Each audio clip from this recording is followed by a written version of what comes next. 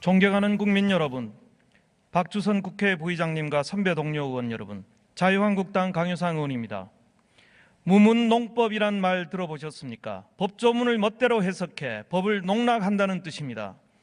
최순실 특검은 지난 2월 28일 특검법 제9조에 따라 수사기관이 종료되고 연장이 승인되지 않아 법적 생명을 잃었습니다.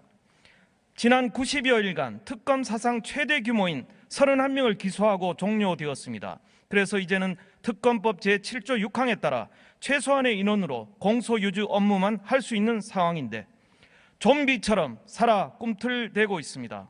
국민 세금을 들여서 내일 기자간담회도 한다고 하고 수사 결과도 오는 6일에 최종 발표라는 이름으로 또 발표하겠다고 합니다. 수사기간 내내 거의 매일 피의 사실을 공표해 놓고도 또다시 종합 세트로 언론에 발표하겠다는 겁니다. 또 수사가 28일에 끝났으면 곧바로 수사 결과를 발표하는 것이 당연하면도 6일이나 지나서 하겠다는 것은 다른 의도가 있다고밖에 볼 수 없습니다. 이는 다음 주 10일 정도로 예상되는 헌재 선고를 앞두고 여론에 영향을 미쳐서 헌재를 압박하겠다는 것입니다. 온 나라에 박근혜 대통령에 대한 비난 광풍을 또다시 일으키겠다는 의도입니다.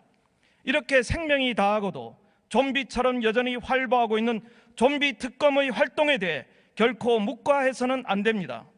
그동안 특검의 무차별 수사, 인권 침해, 피의 사실 공표 등에 대해 검찰의 수사가 필요하다는 주장도 있는 현실입니다. 그런데 검찰은 수사는커녕 오히려 파견 검사 8명과 수사관 5명을 특검에 남겨놓았습니다. 검찰의 이런 퍼주기식 지원은 전무후무한 일입니다. 도대체 대한민국 검찰은 특검에게 무슨 약점이라도 잡힌 것인지 이해가 가지 않습니다. 존경하는 의원 여러분, 지금 대한민국은 완전히 나라가 두 동강으로 분열돼 내전 상황을 방불케 합니다.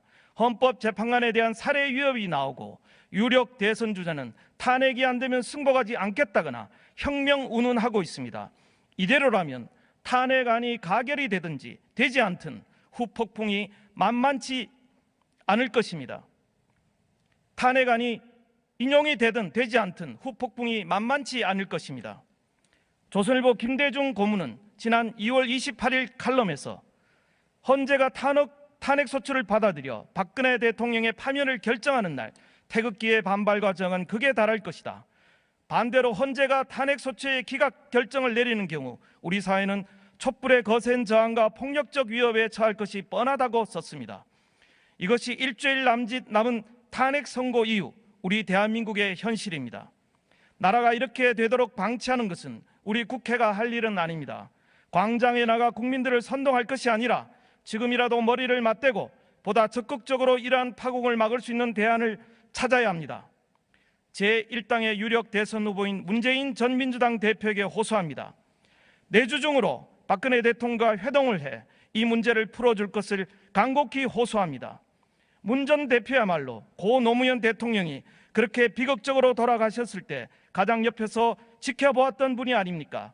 똑같은 사태가 지금 벌어지고 있는데 이 정치 보복의 악순환을 끄는 사람은 문 전 대표밖에 없습니다. 당리당략 차원에서 접근하지 말고 국가 지도자다운 모습을 보여줄 것을 촉구합니다. 헌법재판소도 이러한 국가 분열의 목전에서 이 사태를 지혜롭게 해결할 방안을 찾아야 합니다. 인용이나 기각이 아닌 각하를 할 수 있는 근거는 이미 충분하다고 생각합니다.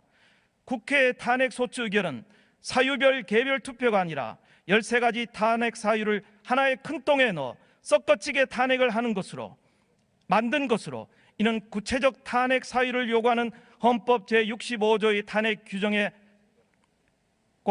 절차적인 부분에 위배가 되므로 충분히 각하 사유가 될 수 있습니다. 만일 개별 사유로 투표했다면 많은 의원들이 반대했던 세월호 사건은 탄핵 사유에 포함되지 않았을 것이라 저는 확신합니다.